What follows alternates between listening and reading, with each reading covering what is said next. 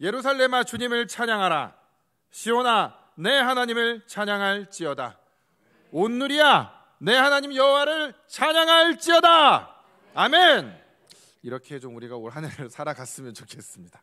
우리 찬양할 때 화끈하게 선포하면서 찬양하시고, 또 하나님을 찬양하는데 우리가 이렇게 하시면 안 되잖아요. 우리 하나님을 찬양할 때는 감히 사탄 마귀가 막 깜짝 놀라서 막 도망갈 정도로 우리가 멋지게 우리 하나님을 찬양하셨으면 좋겠습니다. 올 한 해가 그렇게 되기를 간절히 바랍니다. 이 말씀을 이제 이 시편 기자가 쓰면서 우리를 그 예배의 노래로, 찬양으로, 또 그 찬양의 예배로 우리를 초대하는 것이 바로 오늘의 이 시편입니다. 이 시편 찬송가가 하나님의 말씀과 또 그분의 그 놀라운 일에 대한 아주 깊은 묵상에서 생겨난 것이죠.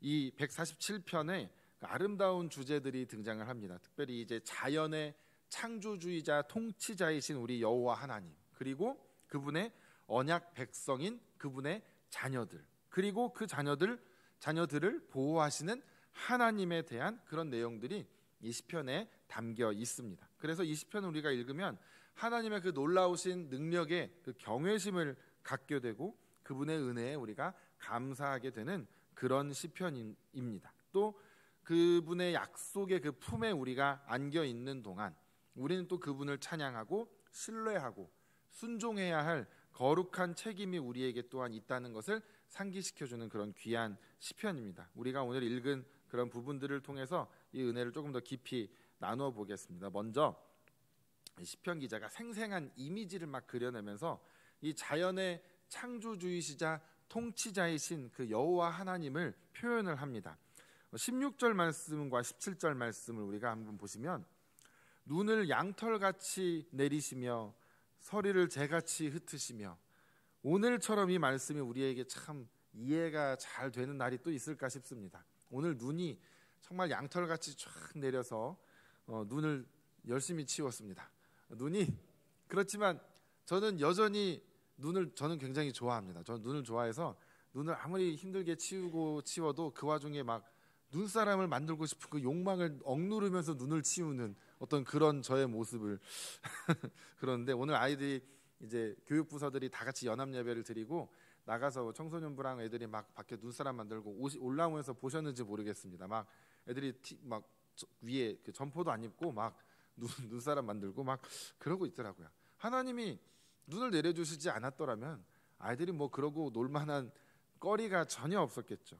그런데 또 뒤에 보면 서리를 재같이 흩으시고 또 우박을 떡 부스러기 같이 뿌리시나니, 어찌 표현이 이렇게 절묘한지 모르겠습니다. 우리가 백설기 떡 같은 거 이렇게 좀 부스러지지 않습니까? 우박이 뭐 크기가 다 제각각인데 그런 우박들을 이렇게 시편 기자가 참 아주 잘 표현을 하고 있습니다. 그러면서 누가 능히 그의 추위를 감당하리요. 하나님의 그 창조물들에 대한 놀라우신 이제 능력들이 표현을 하고 있죠. 또한 우리가 눈을, 나이가 들수록 눈이 좀 싫어지는 분들이 좀 많습니다. 특히 운전하시면 또 좀 걱정스럽고 또 눈길에 미끄러질까봐 또 염려가 되기도 하고. 그런데 막 태어난 아이들, 이제 돌 정도를 맞이한 아이들은 이제 인생에서 처음 보는 눈을 볼 때 막 반짝반짝 빛나면서 막 신기해하잖아요. 막 만지면 차가운 것도 신기하고 오래 있으면 물론 힘들겠지만 그것들을 보면서 막 아이들이 처음 보는 눈, 더군다나 눈이 내리고 흐린 날이 아니라 눈이 탁 자고 일어났더니 쌓였는데 해가 딱 떠 있으면 그 눈에 햇빛이 착 반사돼서 반짝반짝하는 게 정말 예쁘지 않습니까?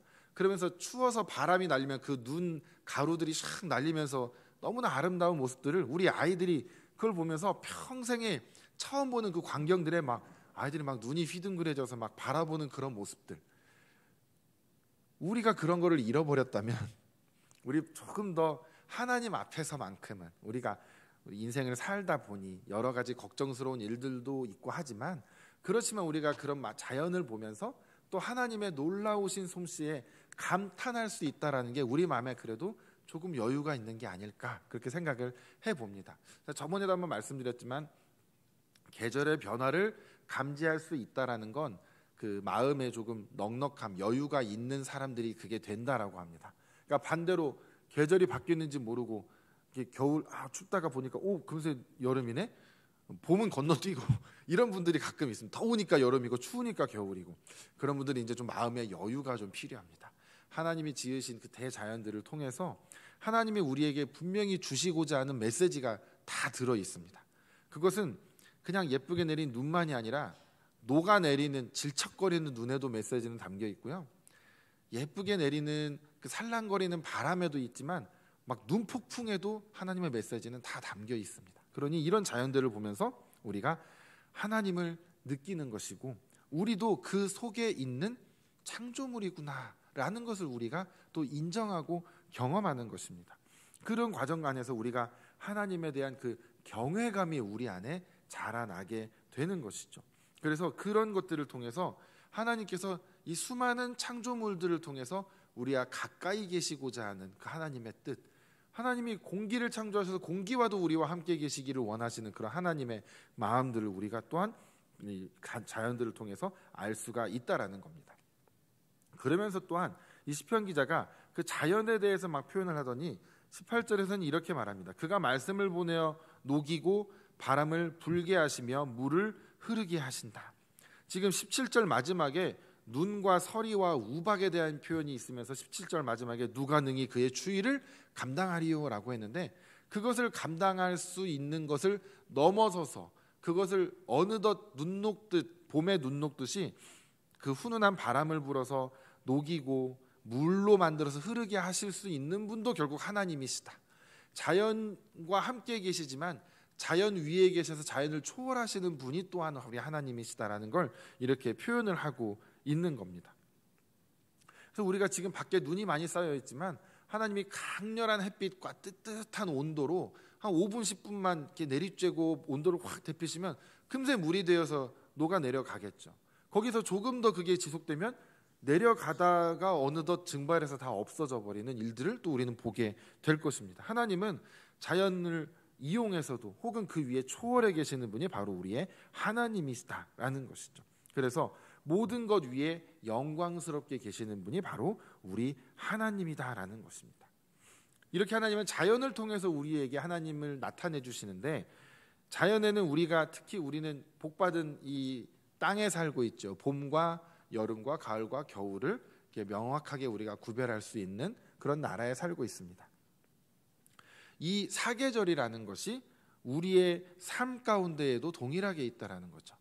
우리가 살아가는 인생 가운데서도 봄이 있고 또 겨울이 있고 여름도 있고 그럼 그 계절들이 가져오는 수많은 자연 현상들이 우리 안에 있다라는 겁니다. 때로는 내 삶이 되게 가뭄같이 느껴질 때가 있고 또 어떨 때는 하나님의 그 은혜가 정말 그 단비처럼 느껴질 때가 있고 또 정말 내가 지금 폭풍 속에 겨우 몸을 가누지 못할 정도로 지금 서 있는 그런 기분이 들 때도 있고 그런 우리의 삶 가운데에서도 수많은 자연과 같이 느껴지는 것들이 있다라는 것이죠. 우리가 그럴 때마다 우리가 하나님께서 주신 이 자연이라는 렌즈를 통해서 우리 삶을 한번 들여다보자라는 겁니다. 그럴 때 우리 삶에서 지금 내가 봄이고 가을이고 겨울이고 이런 것들을 우리가 하나님의 렌즈를 통해서 또 말씀의 렌즈를 통해서 우리 삶을 비춰보면서 우리가 그 안에서 하나님이 자연을 어떻게 빚어가시는가를 보면 우리 삶에 지금 이런 자연들이 자연에 빗대어서 우리 삶을 표현할 때 그 다음에 어떤 것이 등장을 할지 조금은 우리가 내다볼 수가 있습니다. 겨울이 있으면 봄이 있고 또 봄이 있으면 여름이 있고 또 나중에 겨울이 오듯이 우리가 지금 너무나 화창한 날씨와 좋은 일기와 이런 거를 경험하는 것처럼 내 삶이 지금 순풍에 돛달고 나아가는 것처럼 너무 좋다. 이때 우리가 조심해야 되잖아요. 경거망동하지 말아야 되고 그럴 때 아주 좋다고 막 사람들 앞에서 거들먹거리면서 이렇게 하다가 어느 날 내 삶에 또 겨울이 들이닥칠지 모르는데 우리가 그때 참 겸손해야 되는 것이고 또한 우리 삶에 어려운 일이 겨울처럼 정말 추운 폭풍우처럼 정말 험한 그 태풍처럼 우리 삶이 그렇게 올지라도 그것은 반드시 지나가는 때가 있다라는 것이죠. 우리 삶에 다시 평온한 순풍에 또 돛달고 갈 그 날이 분명히 언젠간 또 오겠구나. 자연이 그러하니 우리 삶도 그렇겠구나라는 걸 우리가 자연을 통해서 또 경험하게 된다라는 것입니다. 그런 하나님을 이 시편 기자가 지금 표현하고 있는 것입니다. 또한 무엇을 이야기하냐면 13절과 14절을 통해서 하나님께서 그런 창조의 놀라우신 능력을 가진 그 하나님께서 그분의 백성들을 위해 베푸시는 친밀한 그런 보살핌들이 있다라는 걸 13절과 14절에 고백하고 있습니다. 그가 내 문빗장을 견고하게 하시고 또 내 가운데 있는 너의 자녀들에게 복을 주셨고 또 너의 경내를 말하자면 너의 땅을, 그러니까 우리 지경이라는 걸 뜻하겠죠. 그것을 평안하게 평화롭게 하시고 또 좋은 밀로 너를 배불리신다. 우리 표현을 하자면 쌀로, 쌀밥으로 혹은 뭐 이렇게 우리를 배부르게 해주신다. 이렇게 우리가 얘기를 할 수 있겠죠. 이 말씀은 이제 하나님과 이스라엘과의 관계에서 그 언약의 관계를 뜻하는 것입니다. 눈과 바람 막 이런 것들을 명령하시는 그 하나님이신데 그 동일한 하나님께서 이들을 강하게 하시고 그분의 백성에게 안전을 보장하시고 또한 먹을 것들을 허락해 주신다. 이것이 하나님이 갖고 계신 능력이다라는 것이죠. 그래서 이 샬롬의 축복, 평화의 축복, 평안의 축복이 우리에게 있다는 게 얼마나 놀라운 축복인지 참 알 수가 그것을 우리가 깊이 누려본 분들은 모두 아시죠. 내 삶이 평안하다라는 것, 지금 어떤 특별한 굴곡이 없다라는 게 참으로 놀라운 축복이다라는 겁니다. 그 안에 하나님의 공급이 있고 보살핌이 있기 때문에 우리가 샬롬으로 우리 삶을 누릴 수 있게 되는 것이죠. 그러면서 이것이 그 문 빗장을 견고하게 하신다. 이것이 우리 집안에 있는 문 빗장도 되고 또 이 당시에는 성이라는 그 테두리 안에 살고 있지 않습니까? 성벽을, 성 문빗장을 견고하게 하셔서 다른 외세로부터 침략을 받지 않게 하시는 그 하나님의 능력을 경험한다는 것이죠. 우리도 마찬가지입니다. 우리 삶 가운데서 하나님이 우리를 단단하게 이렇게 감싸주시고 보호해주시고 하나님이 우리의 울타리가 되어주실 때 우리가 그 안에서 평안함을 누릴 수 있게 되는 것입니다. 하나님께서 여러분들 각 가정의 문빗장을 단단하게 채워주실 그 하나님이신 줄 여러분들이 믿으시기를 바랍니다. 그 문빗장을 하나님이 채워주셔야 나의 어떤 재물도 나도 모르는 사이 엄한 대로 새나가지 않는 것이고 또 우리의 믿음 생활도 마찬가지입니다. 우리 자녀들도 그렇고 밖에 나가면 다 걱정이잖아요. 집에 들어올 때까지 잠 못 주무시는 분들도 참 많으시고 그런 걱정들로부터 하나님이 늘 나의 가족들과 동행하시고 그들을 늘 보살피고 계신다라는 그 믿음이 내 안에 없으면 자녀들을 밖에 내보내지도 못하고 시시로 계속해서 연락하고 어디 있나 궁금하고 막 밤잠을 못 이루고 이렇게 될 텐데 여러분 두 발 뻗고 잘 주무실 수 있다라는 건 하나님을 믿는 그 믿음이 여러분 안에 있다라는 그런 반증이기도 합니다. 그러니까 하나님께서 올 한 해도 나와 우리 가족을 또한 우리 교회를 또 나의 일터를 하나님께서 정말 단단하게 붙들어 주시고 다른 일로 인해서 엉뚱하게 둑이 무너지거나 이렇게 새지 않도록 하나님께서 잘 붙들어 주시기를 우리가 간절히 구해야 하는 것이죠. 그것이 이제 우리 교회를 위해서 특별히 하나님께서 이 모든 것들을 공급해 주시기를 우리가 간절히 바라야 합니다.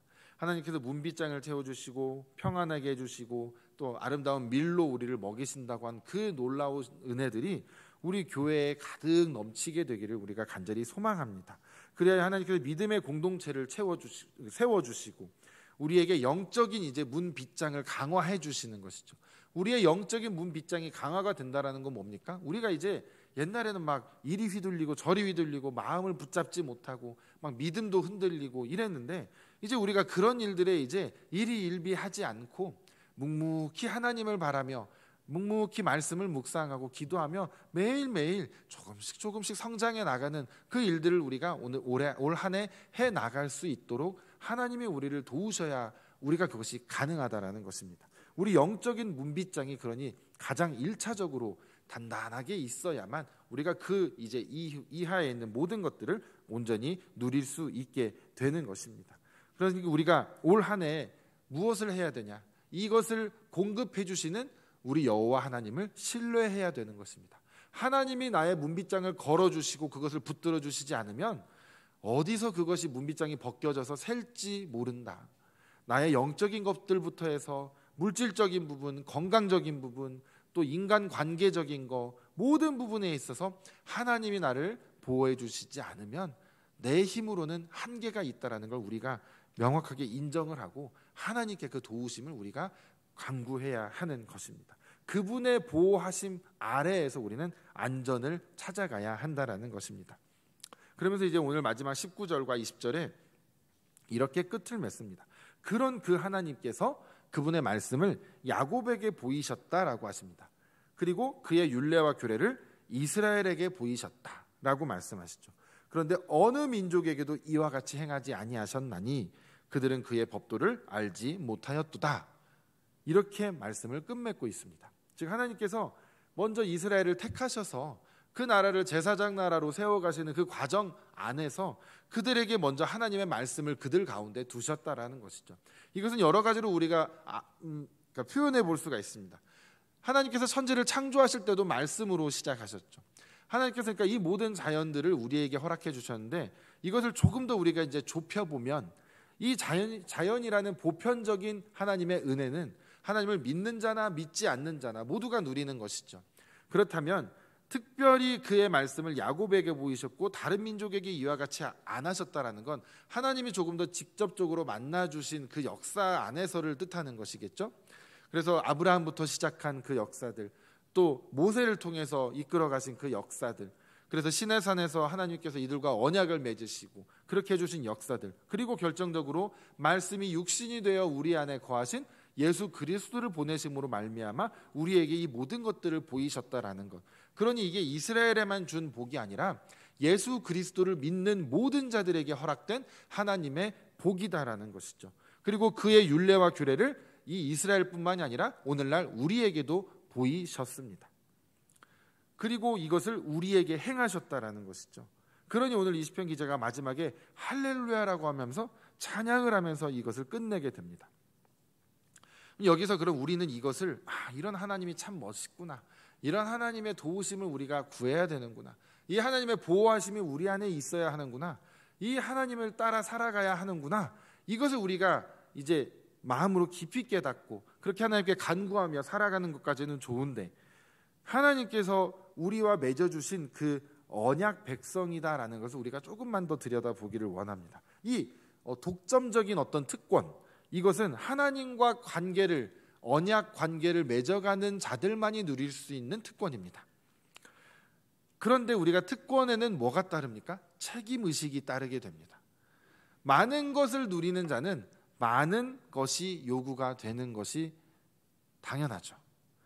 그래서 이스라엘과 또 오늘 교회인 우리들에게 하나님의 그 율법을 알고 규례를 알고 하나님의 이 놀라우신 복들을 다 알고 이제 하나님의 뜻을 알게 된 자들은 그 뜻에 순종하며 살아가야 하는 의무와 책임이 따르게 된다는 겁니다. 우리가 하나님께서 주시는 그 놀라우신 은혜와 이런 것들을 다 누리고 하나님 말씀대로 살아가는 것은 하지 않는다면 그냥 먹고 입만 싹 닦고 돌아서는 거랑 뭐가 다르겠습니까?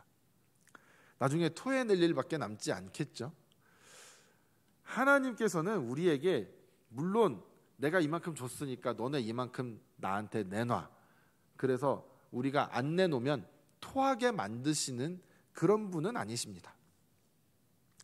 그런 분이야 라고 지금 생각하시는 분들이 있으시다면 그렇게 생각하셔도 괜찮기는 한데 조금 신앙생활이 어렵지 않을까. 반대로 어쩌면 되게 쉬울 수도 있습니다. 하지 말라는 것만 안 하면 되니까. 그렇죠. 그런데 그게 어디 쉽습니까? 하지 말라는 거 했다가는 엄청난 죄책감과 두려움과 이 절망감 속에서 빠져 살 수도 있다라는 것이죠. 그렇지만 오늘 그래도 제가 드리고자 하는 말씀은 해야 할 건 하자라는 겁니다. 왜 그러는지를 우리가 조금 보겠습니다. 뭐냐면 이 하나님의 뜻에 순종하며 살아가는 이 마음들이 결국 하나님께 우리가 지켜야 될 의무라고 한다라면 하나님이 그 의무를 우리에게 먼저 지켜주셨기 때문이라는 것입니다. 하나님이 우리에게 의무를 다하십니다. 하나님은 창조주이시죠. 우리는 피조물에 불과합니다. 그런데 하나님은 우리와 1대1로 인격적으로 언약 관계를 맺기를 원하셨고 그렇게 맺어 오셨습니다. 그런 우리들에게 그렇게 인격적인 1대1 관계를 맺어줄 필요도 없으신 분이 그 관계를 맺어주셔서 굳이 그 언약에 얽매여서 우리를 축복하고 계신다라는 것이죠. 그러지 않으셔도 되는 분인데, 그러니 우리가 그 언약을 맺은 백성이라면, 내가 이제 주님 뜻대로 살겠습니다, 내가 예수님을 나의 그리스도로 고백합니다, 저 이제 하나님의 자녀가 되었습니다, 하나님의 자녀답게 살겠습니다, 우리가 이런 고백을 했으면 이제 그렇게 살아가야 되는 것이죠. 근데 우리가 그렇게 하지 못할 때조차도 하나님은 즉각적 심판을 하지 않으십니다. 끝까지 참고 또 참아내시면서 하나님은 그 언약을 쉬이 깨지 않으십니다. 그걸 반대로 말하면 우리는 얼마나 그런 거에 있어서 냉정합니까? 누가 나한테 약속 안 지키고 약속을 깨면 어떡합니까? 우리는 그 막 닥달을 하지 않습니까? 약속을 지키라고 계약서 같은 거 막 하고, 계약서, 우리 부동산 계약할 때 조금만 잘못하면 어떻게 됩니까? 바로 위약금 다 물어야 되고, 다 그런 거 있잖아요. 제가 얼마 전에 식당을 갔는데 식당이 예약을 하려면 2당 10,000원씩을 내래요. 근데 취소가 전날밖에 안 된다고 합니다. 당일날 취소는 되지도 않는데요. 와, 이거 완전 배째라 아닌가? 근데 얼마나 식당에서 노쇼 고객을 많이 받았으면 그런 것들을 내세우고, 그럼에도 식당은 아주 북적북적 되더라고요. 우리 이미 그런 계약 관계가 뭔지 다 잘 알고 있는 사람들 아닙니까? 그렇다면 반대로 우리가 하나님을 생각할 때, 하나님께서 내가 한 기도들을 들어주시지 않을 때 우리 어떻게 생각합니까? 하나님이 뭔가 약속을 안 지키셨다, 하나님이 날 배신했다, 이렇게 생각하잖아요. 그런데 사실상 우리가 하나님을 배신한 횟수는 우리 손에 꼽을 수도 없이 많다라는 겁니다. 하나님이 그때마다 우리를 버리셨고, 하나님이 그때마다 계약대로 잘못할 때마다 저주를 내리고 심판을 내리셨으면 이 세상에 살아있을 사람은 한 명도 없겠죠. 하나님이 얼마나 수없이 약속을 어기시는 분이십니까? 그럼 약속을 어기면서까지 하나님은 우리를 사랑하고 계시는 분이 우리 하나님이십니다. 약속대로 하면 이미 진작에 수십 번도 더 죽었어야 되고 수백 번도 더 벌을 받았어야 되는데, 또 참고 또 기다리고 더 기다리고 계속 기다리고 계시는 분이 우리 하나님이시다라는 거죠. 그 와중에 그런 거둘 것들을 거두셔야 되는데 여전히 햇빛은 햇빛대로, 공기는 공기대로, 땅의 소산물은 소산물대로, 먹을 수 있는 모든 누릴 것들은 여전히 우리에게 다 공급하고 계시는 분이 우리 하나님이시다라는 거죠. 하나님은 그 의무를 절대 저버리지 않는 겁니다. 하나님이 그 의무를 우리에게 저버리지 않으시는데 우리가 그 의무를 저버리서야 되겠습니까? 말씀대로 살아가자고 우리가 그렇게 애쓰지만 정작 말뿐일 때가 얼마나 많습니까? 그러니까 우리 올 한 해는 그렇게 좀 살지 말고 이제 말씀대로 한번 진짜 우리가 다짐한 것들, 최소한 내가 올해 이렇게 하겠습니다라고 한 그것만이라도 지켜보자라는 것입니다. 이 시가 쓰여진 때가 포로기 시대라고 합니다. 포로기 시대는 뭡니까? 하나님께서 그 언약 백성들을 지켜주셨지만 결국 자신들이 하나님께 범죄해서 결국은 하나님의 진노를 감당할 수밖에 없는 그 때가 돼서 나라가 멸망해서 끌려가 버린 게 이제 포로기 아닙니까? 그러니까 그때 이 시가 쓰여졌다라는 건 뭡니까? 이제 이 후대에 우리 후손들은 우리와 같은 과오를 되풀이하지 말자, 그것을 정말로 가르치고 싶기 때문에 이런 시가 있는 것이겠죠.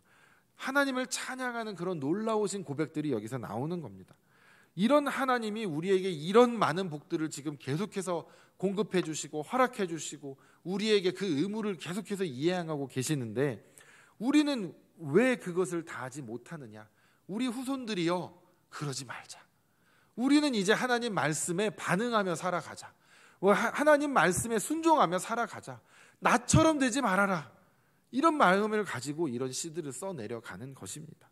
2025년도 우리가 함께 모여서 드리는 이 첫 예배에 하나님께서 우리에게 은혜 주심을 우리가 찬양하면서 올 한 해를 우리가 어떻게 하나님께 반응하며 어떻게 하나님을 찬양하며 어떻게 우리에게 맡겨주신 직분과 사명을 잘 감당할 것인지 우리가 고민하고 또 고민하는 그런 귀한 시간들이 우리에게 있어야 합니다.